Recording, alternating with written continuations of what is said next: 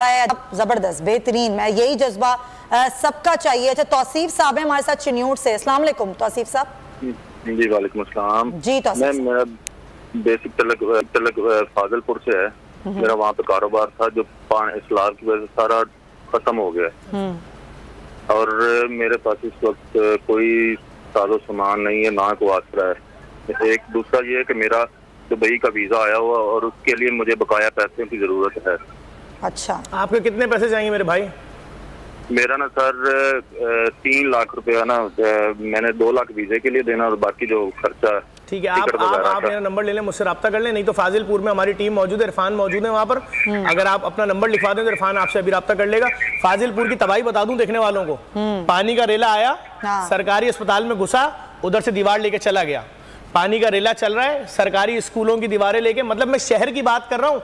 ये जो फाजिलपुर से भाई बात कर रहे हैं, ये तौसीफ साहब को मैं जरा बोल दूं, ये जो सूरत हाल अभी बता रहे हैं जफर भाई, लेकिन तौसीफ साहब अपना नंबर आप लिखवाएं, पीसीआर में आपका नंबर नोट कर लें ताकि जो सारी सूरत हाल है इस पे आपको जो भी मदद चाहिए वो मिल सके। जी बिल्कुल करेंगे। देखिए, फाजिलपुर हो, राजनपुर हो, तौसा शरीफ हो, डीआई खान हो, लैया हो, मैं यहाँ आप लोगों